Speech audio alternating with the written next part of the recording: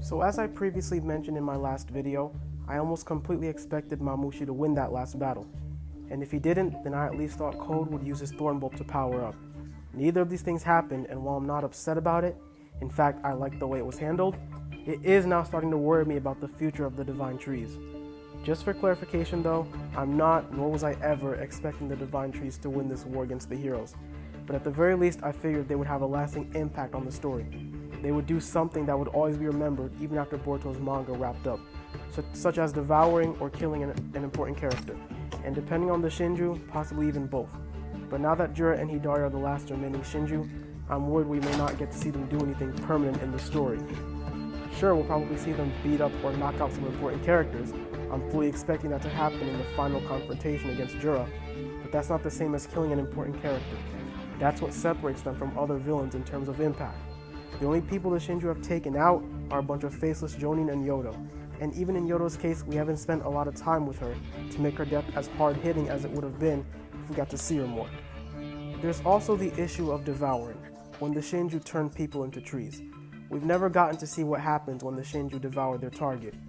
We've seen claw grimes turn people into trees, and we've seen a prescience vision of Eida being devoured, but that didn't actually happen. It was a future they prevented.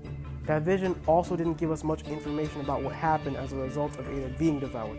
Sure, we saw her become a tree, and Koji said they wanted to prevent a future where she dies, emphasis on dies, but that still doesn't explain everything.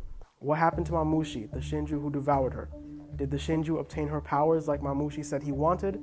I'm guessing there wouldn't be a Shinju version of Eida, since that would mean she could be saved, and Koji made it sound like her treification would be permanent and final.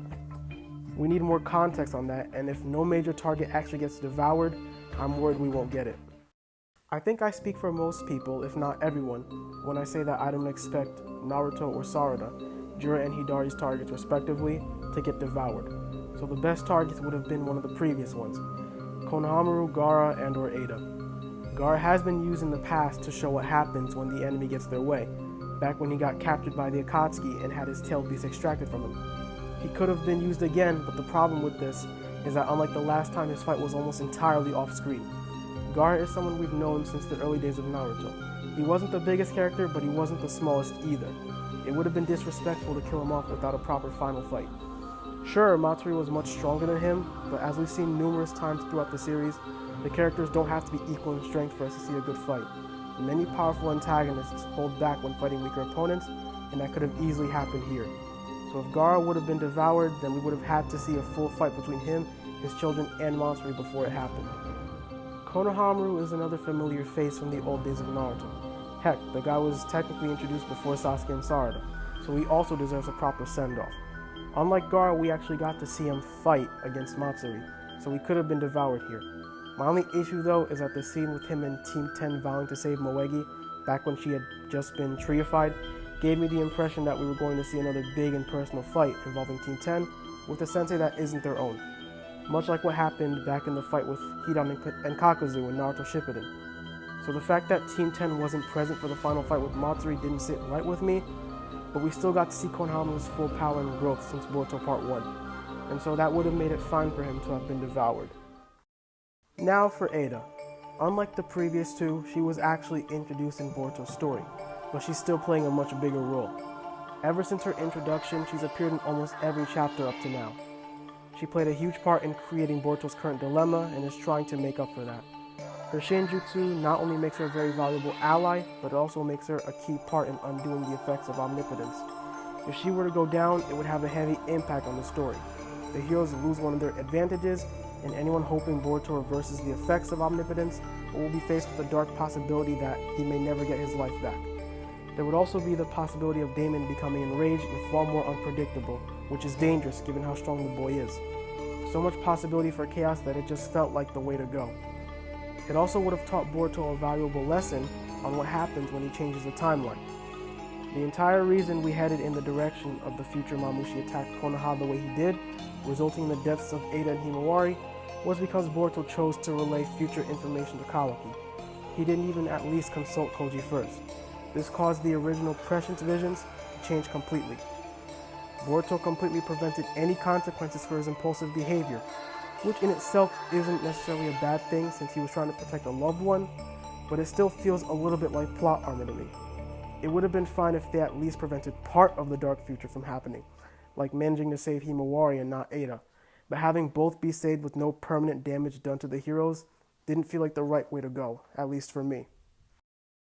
Lastly, there's Code. This guy is desperately in need of a power-up. Too many of his enemies have now caught up to or completely surpassed him in power. He has no army backing him anymore. He's been overpowered and beaten too many times. He's been completely overshadowed by the Shinju. He's really just an afterthought at this point, and as someone who found him interesting when he was being hyped up in part 1, I'm kinda disappointed. I want this guy to make a comeback, but the only way for that to happen is to make him stronger. The guy wants to make a chakra fruit from Earth, but let's be honest, no one is expecting him to do that.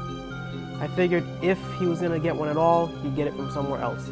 The thorn bulbs really felt like that somewhere else. They're the core of these extremely powerful beings, who are each at bare minimum relative to Code, who's well beyond Jigen. These cores have on multiple occasions shown similarities to fruit.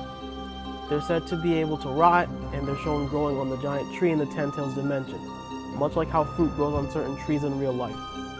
It felt like we were subtly being set up for a reveal that they could be consumed for evolution, similarly to chakra fruit. Of course, none of our heroes would eat those, but a certain chakra fruit-seeking villain could. And who better to consume than his former unwilling ally, who shared valuable information with him and even had a similar name. Between Mamushi devouring Eida and Code using his thorn bulb for strength, I was confident at least one of these would happen, but neither has. Like I said before, I'm not necessarily upset about it, just worried about how things are going to be handled moving forward. For all I know, I could be worried about nothing. There are still plenty of ways to shake things up and end things with a bang. We just have to be patient and see where the story takes us.